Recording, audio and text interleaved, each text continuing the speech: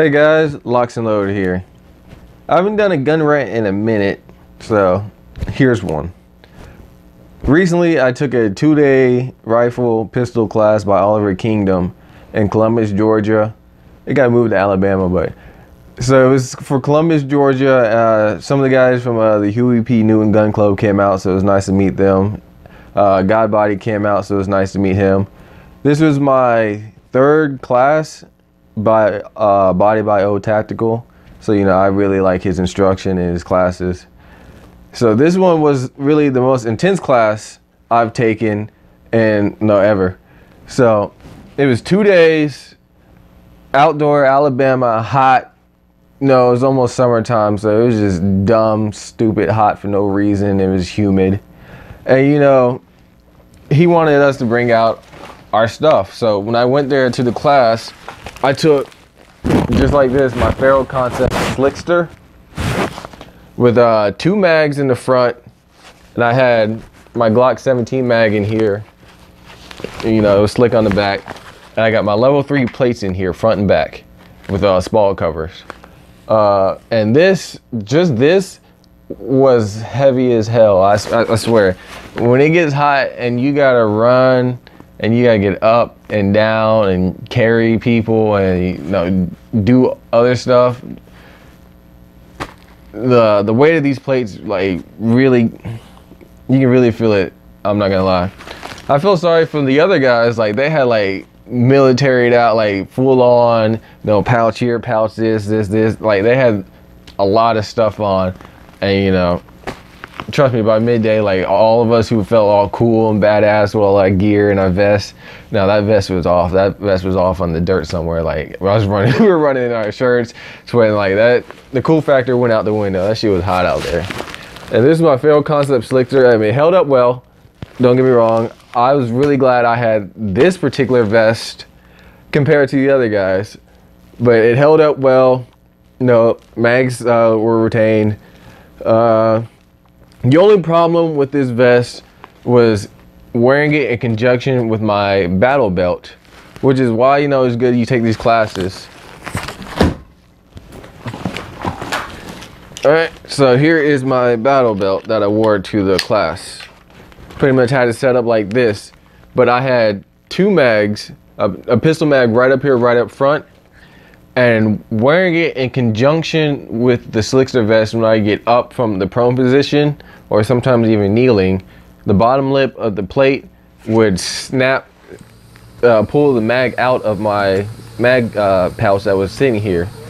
So that happened to me about 3 times, and after that I took that mag pouch off, and you know, I ran it just like this with 1 mag and 1 rifle mag, 1 pistol mag for the remainder of the class and the next day. So, you know, again, that's good that I got to get that knowledge of what works on my kit and what doesn't. So that was the only real issue I had with the Slickster. I don't know if that's the Slickster. I can't really say that's the Slickster's fault. That's just how I have it set up, and I just got to work around it, honestly. Also, while I was there, I was running the Feral Concepts chesty rig with the dangler. It's got my medical stuff in here, tourniquet, blah, blah, blah. And, you know, 3 mags up front. Again, it did well, but it was a lot of Velcro, so there's a lot of, you know, readjusting. You know, sometimes the little things like this would come off, but, you know, the Velcro will hold it on. So that was that, but again, it did well. You know, could be a little better, but that was it. And, well, that's the gear. That's what I wore to the class. I totally went off in left field. But anyway, it was hot. We were running. No, I got to shoot my AR probably more than I really got to shoot in like 1 day or 2. And things I've noticed with the AR, when I was shooting early in the morning, first in the day, you know, my red dot, my Sig Romeo 5 was on point. You know, it was hitting the plate.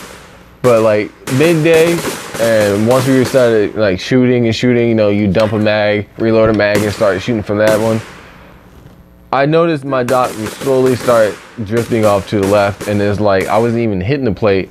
And I was wondering what's going on, so I flipped up my backup sights and I started running it that way, and I realized I was on target and my dot was off to the left of my front sight post. So pretty much for like the second half of the first day, I was running backup sights because, you know, my dot was drifting off and I had to correct it. So that was kind of new to me. That was something I've never had really experienced, my dot drifting off. So I don't know, I guess I'll figure out what's really up with that. But I took it to the range not too long ago, got it back zeroed on target. And so that's that. Besides that, everything else held up fine.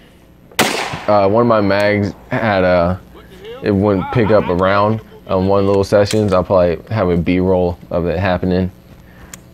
But ran fine. God body got to taste the muzzle brake, so that's always good, you know. But yeah, guys, it was a great class. We got to learn a lot. We got to do a lot. I was really glad that Steel Standing, I'll put the word down here, he came out because he provided a lot of the medical expertise from the class.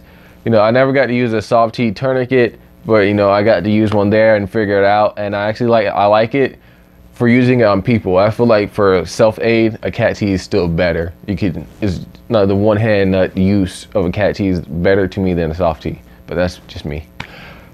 But that was nice to get that.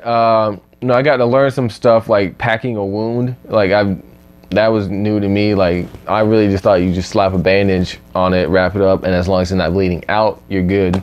But you know, he was talking about internal bleeding and how that's just as bad. So that was good knowledge to get, very great knowledge. I'm not gonna tell everything because, you know, I want you to take the class, but a lot of medical expertise in there, and I think it's really important that we know this. So, you know, after that class, you know, I really started carrying medical stuff somewhere near me, you know, at all times. You know, I got that, and on here I got the Rat T tourniquet. So that was important. You know, that's something that I really took from that class was that, hey, you know, shooting's all cool, what are you gonna do if this happens? Because that shit looks like it sucks. You know, putting on a tourniquet sucks, that shit hurts. So, but I mean, if you're bleeding out, that's what you gotta do. And I think it's important too that you have that equipment near you and you have the knowledge to effectively use that equipment. So, you know, Steel Standing, Body by Yo, those are great classes I think that you guys or anybody should take. You know, if you can't get those guys, you know, find someone who can provide that knowledge. But I implore you guys, no, I don't want to make a long video, but it was really fun. It was an experience. It was an eye-opener. You know, O got me to sweat. No, just a little bit, I'll post a picture. But it was amazing experience. You know, again, always a humbling moment to, you know, get your ass handed to you, you know, learn what works, what doesn't work. And, you know, that just makes you a better shooter, you know, overall, you know, figuring out what works best from you and always learning new stuff and getting better, always progressing, never becoming stagnant. So that was really good. My timer is about to run out because I got like 20 seconds. So I just want to say that, guys, if you're looking for training, go out, get some training. It's important and it can save your life or somebody else's life. Not just shooting, but medical too. Anyway, guys, I hope you enjoyed the gun rant. Please like, comment, subscribe, hit that bell notification so when I drop a video, you can see. Anyway, please be safe. Locs.